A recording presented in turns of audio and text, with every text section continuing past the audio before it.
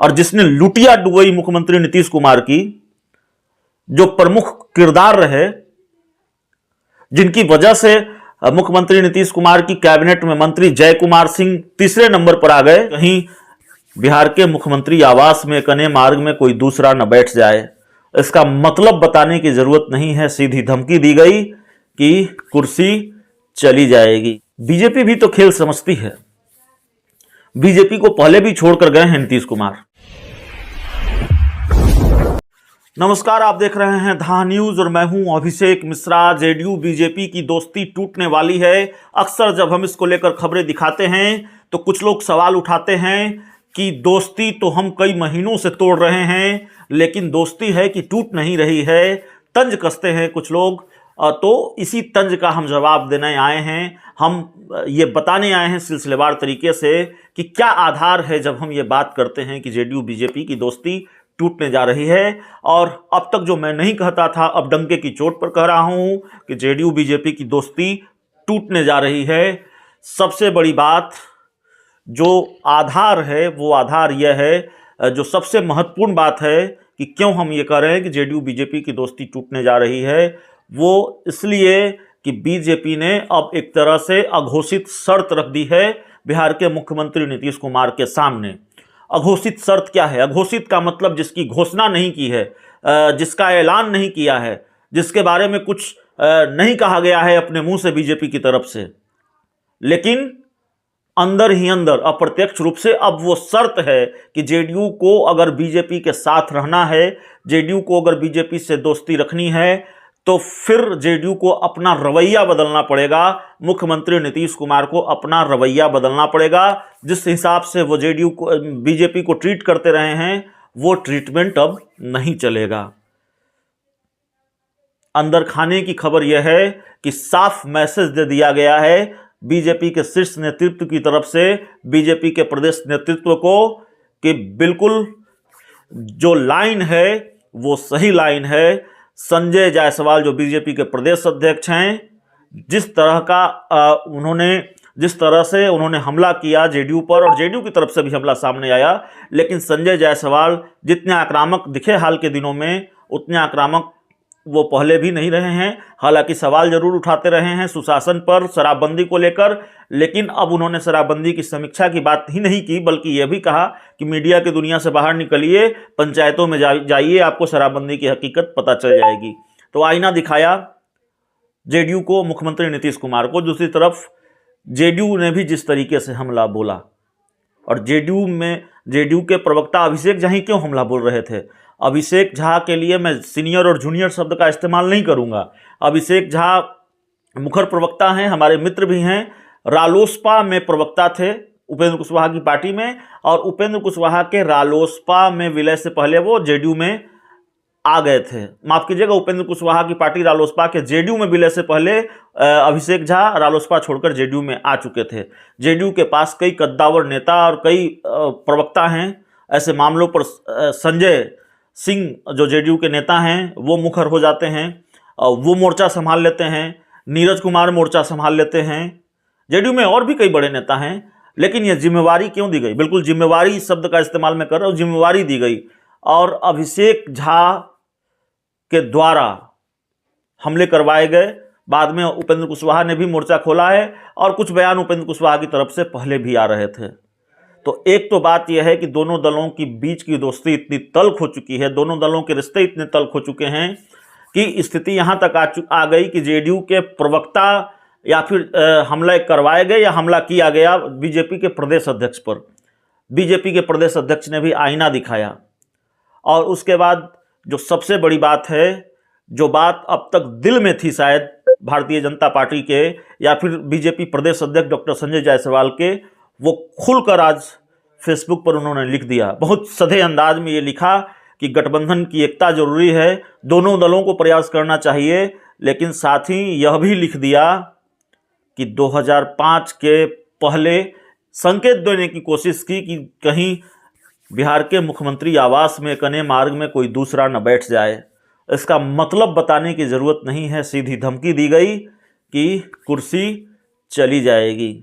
एक दो बीजेपी के नेताओं से भी हमारी बातचीत हुई और उन्होंने कहा कि नीतीश कुमार को यह समझ लेना चाहिए कि ये अरुण जेटली का दौर नहीं है, ये अटल बिहारी वाजपेयी और ये लाल कृष्ण आडवाणी का दौर नहीं है। तो एक तो ये मामला है, इतने सारे मामले हैं, इतनी सारी बातें हैं जिसकी वजह से चीजें उसी दिशा में बढ़ती दिखाई दे रही हैं जिस दिशा में हम और आप सोच रहे हैं।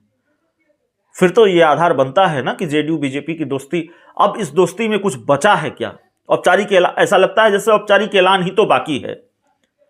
गठबंधन कहां और किस बात की दोस्ती, जब स्थिति यहां तक, अब क्या बचा दोनों दलों के बीच हमले करने के लिए? और जिसने लुटिया डुबई मुख्यमंत्री नीतीश कुमार की, जो प्रमुख किरदार रहे, जिनकी वजह से मुख्यमंत्री नीतीश कुमार की कैबिनेट में मंत्री जय कुमार सिंह तीसरे नंबर पर आ गए, राजेंद्र सिंह, उनको बीजेपी ने अपनी पार्टी में शामिल कराया, प्रधानमंत्री ने फॉलो भी किया। इतनी सियासत तो हम भी समझते हैं और इतनी सियासत तो आप भी समझते हैं।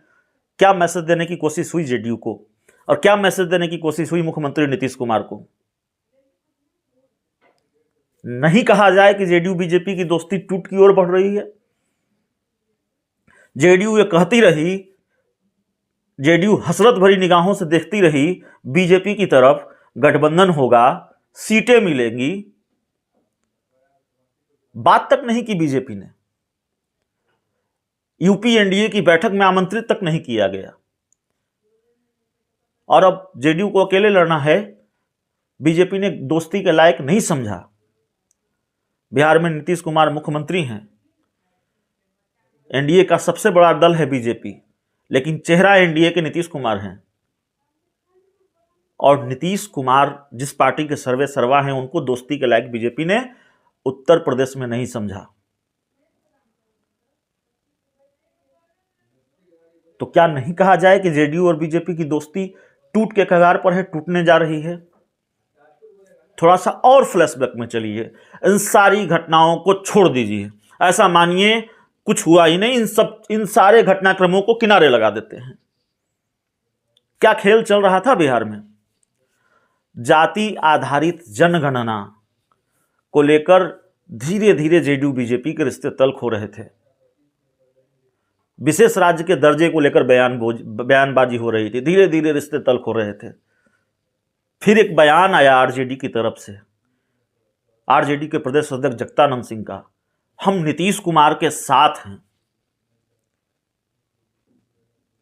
उसके बाद जब ये कयास लगे, खबरें चलने लगी कि आरजेडी ने नीतीश कुमार को समर्थन का वादा किया है, तो तेजस्वी यादव ने सफाई दी कि नहीं, हम नीतीश कुमार के साथ जाने का सवाल ही पैदा नहीं होता। फिर आरजेडी की तरफ से यह बयान आने लगा कि हम नीतीश कुमार की कुर्सी नहीं जाने देंगे। तो नीतीश कुमार की कुर्सी नहीं जाने देंगे, इसका मतलब क्या है? आरजेडी खुले तौर पर नीतीश कुमार को समर्थन देने का ऐलान कर रही है ना। बल्कि जगदानंद सिंह ने तो यह कहा कि बीजेपी के मंत्रियों को मंत्रिमंडल से बाहर निकालिए अगर वो आपकी बात नहीं मान रहे हैं तो।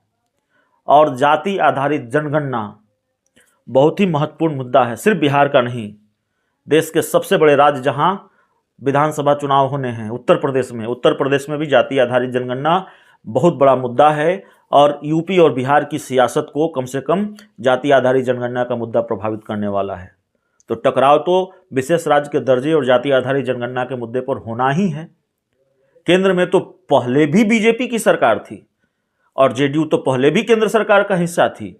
विशेष राज्य के दर्जे की मांग इतने मुखर तरीके से क्यों नहीं की गई? और सबसे बड़ी बात कि जिस तरीके से समाज सुधार यात्रा, संगठन के तौर पर जो बैठकें होती हैं बीजेपी में या फिर जेडीयू में, जो गतिविधि है बिहार की सियासत की, यह लगता है कि बिहार चुनाव के मोड में है।